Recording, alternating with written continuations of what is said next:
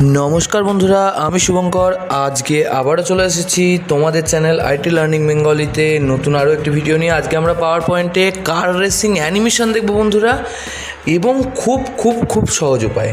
হ্যাঁ বন্ধুরা, এটার জন্য আমাদেরকে পাওয়ার পয়েন্ট ওপেন করে নিতে হবে এবং একটা নিউ স্লাইড নিয়ে নিতে হবে যেটা ব্ল্যাঙ্ক হবে এবং পূর্ববর্তী স্লাইডটাকে আমি ডিলিট করে দেবো ডিলিট স্লাইড অপশনের সাহায্যে। তো এটা খুব ইজি স্টেপ, তো দেখে নিলে বন্ধুরা। এরপরে একটাই কথা, যদি চ্যানেলে নতুন হও চ্যানেলটা অবশ্যই সাবস্ক্রাইব করে অল নোটিফিকেশন অন করে নিও। আমরা এই প্রেজেন্টেশনটা বানানোর জন্য দ্যাট মিনস অ্যানিমেশনটা বানানোর জন্য আমরা কি করব, আমরা কিছু পিএনজি ফাইল আগে ডাউনলোড করে নেবো। দেখো বন্ধুরা, এখানে আমি একটা সিনারি অর্থাৎ একটা ব্যাকগ্রাউন্ড টাইপস সিনারি এবং কিছু কারের পিএনজি ইমেজ আগে থেকেই ডাউনলোড করে নিয়েছি, যেটার সাহায্যে আমি অ্যানিমেশনটা বানানোর একটা চেষ্টা করব। তা পাওয়ার পয়েন্ট 2007-এ আমি এই কাজটা দেখাতে চলেছি। তো অবশ্যই ভিডিওটা ভালো লাগলে লাইক করতে ভুলো না। তো চলো শুরু করা যাক। প্রথমে যেটা করব সেটা হচ্ছে আমরা পিকচার টুলের সাহায্যে আমার নির্দিষ্ট লোকেশান থেকে, অর্থাৎ যে লোকেশানে আমি ছবিগুলো ডাউনলোড করে রেখেছি সেখান থেকে ব্যাকগ্রাউন্ডটাকে নিয়ে নেব বন্ধুরা। ব্যাকগ্রাউন্ডটাকে নিয়ে নেওয়ার পর আমরা কি করব, আমরা জাস্ট সেটাকে রিসাইজ করে নেব। দেখে নাও বন্ধুরা, আমি রিসাইজ করছি, অর্থাৎ আমি মার্জিনটাকে মানে পিকচারটাকে ফুললি একটা মার্জিনাইজভাবে সেট করছি, ঠিক আছে।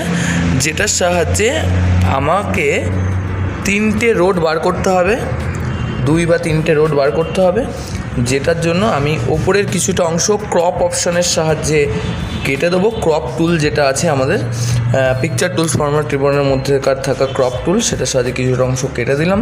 কেটে দেওয়ার পর ছবিটাকে একটু ওপরে তুলে দিয়ে আমি দেখো কন্ট্রোল কিয়ের সাহায্যে যদি ছবিটাকে কপি করে নিই এবং একইভাবে ক্রপ টুল ব্যবহার করি, তাহলে কিন্তু শুধু রাস্তাটাকে আমি নিয়ে নিতে পারবো সেকেন্ড ইমেজটার, অর্থাৎ যে সেকেন্ড ইমেজটা আমি কপি করেছি সেটার শুধু রাস্তাটাকে আমি নিয়ে নিতে পারবো এবং একইভাবে সেকেন্ড ইমেজটা থেকে কিন্তু আমি থার্ড ইমেজটাকে আবার কন্ট্রোল কিয়ের সাহায্যে কিন্তু কপি করে নিতে পারি।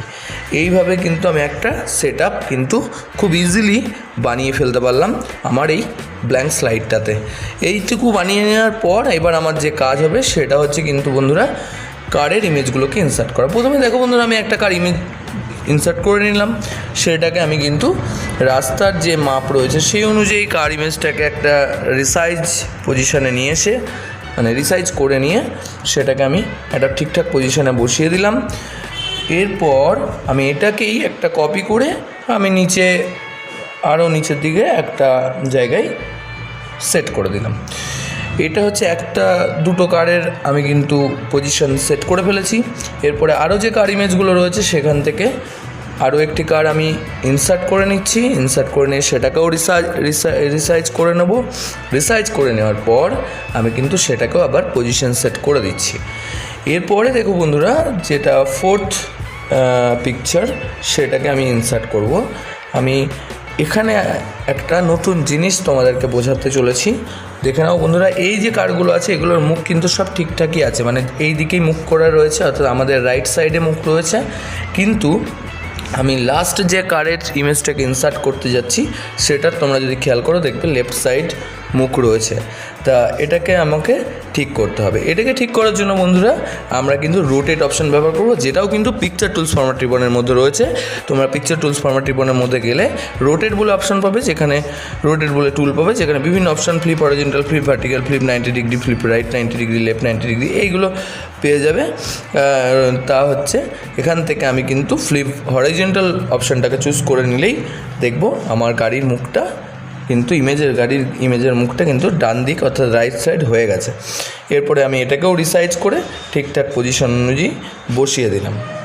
এরপর আমার যেটা কাজ হবে সেটা বন্ধুরা, সবকটা ইমেজকে ঠিকঠাক সেট পজিশনে বসানোর পর প্রত্যেকটা ইমেজ একসাথে সিলেক্ট করে নিয়ে আমাকে এফেক্ট দিতে হবে। এই একসাথে সিলেক্ট করার মজাটা কি, আমি যেহেতু কার রেসিং দেখাতে চলেছি বন্ধুরা, একসাথে সিলেক্ট করলে আমি একবার এফেক্ট দিলে কিন্তু সবকটা ইমেজের ওপর সেই এফেক্টটা অ্যাপ্লাই হবে বন্ধুরা।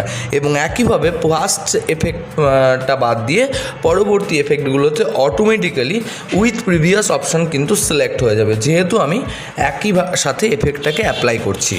তো বন্ধুরা দেখে নাও, আমি কন্ট্রোল কি এর সাহায্যে, কন্ট্রোল কি হোল্ড করে আর কি সব ইমেজগুলোকে সিলেক্ট করে নিলাম। তারপর মোশন পথস থেকে আমি কিন্তু ড্র কাস্টম পথস এবং সেখান থেকে আমি লাইন অপশানটাকে চুজ করে নিলাম। দেখে নাও ভালো করে, লাইন অপশানটা চুজ করে নিয়ে একটু দূর থেকে ইমেজগুলোর পজিশন থেকে একটু দূর থেকে ক্লিক করে শিফট কি হোল্ড সহযোগে তুমি ড্র্যাগ করে দাও, ব্যাস হয়ে গেল কাজ আমার। দেখো বন্ধুরা, প্রথমটা অন ক্লিক রয়েছে, বাকিগুলো কিন্তু বাকি এফেক্টগুলো পরবর্তী 3টে এফেক্ট কিন্তু উইথ প্রিভিয়াস হয়ে রয়েছে। ঠিক আছে, এইগুলো দেখে নেওয়ার পর আমার যেটা কাজ হবে, প্রত্যেকটার স্পিড চেঞ্জ করে দেওয়া, অর্থাৎ এফেক্ট মডিফিকেশান থেকে আমি কি করব, আমি প্রত্যেকের স্পিডগুলোকে একটু পাল্টে দেবো, কোনোটার স্লো, কোনোটার ভেরি স্লো বা কোনোটার মিডিয়াম, এইভাবে আমি দেখো চুজ করে দিচ্ছি এক একটি। আমি ধরো এটাকে স্লো করে দিলাম, এটাকে ভেরি স্লো করে দিলাম, এইভাবে আমি এক একটি এফেক্ট স্পিড আমি চুজ করে দিলাম। চুজ করে দেওয়ার পর এবার আমার কাজ হচ্ছে অ্যানিমেশন রিবন থেকে একটা অ্যানিমেশন স্টাইল চুজ করা, অর্থাৎ ট্রানজ্যাকশান স্টাইল চুজ করা। আমি মোড অপশানে গেলে এখান থেকে বিভিন্ন তুমি ট্রানজ্যাকশান স্টাইল পাবে, যে কোনো একটি চুজ করে নাও। তারপরে স্পিডটাকে তুমি একটু স্লো করে দাও, দেখতে ভালো লাগবে অ্যানিমেশনটা। হ্যাঁ, এবার নেক্সট যেখানে আমি করব সেটা হচ্ছে অ্যাডভান্স স্লাইড অপশন থেকে আমি অন মাউস ক্লিকটা অফ করে অটোমেটিক্যালি অফটা অন করে ডিউরেশনটা আমি স্টার্ট টাইমটা আর কি 1 2 3 4 সেকেন্ড করে দেবো, যা ইচ্ছা করে দিলেই হলো। এরপর আমি F5 প্রেস করলে দেখো বন্ধুরা স্লাইড শো হয়ে। আজকের ভিডিও এই পর্যন্তই বন্ধুরা। এরকম আরও অনেক ভিডিও পেতে চ্যানেলের সঙ্গে থেকো, আর সম্পূর্ণ ভিডিও দেখার জন্য অনেক ধন্যবাদ।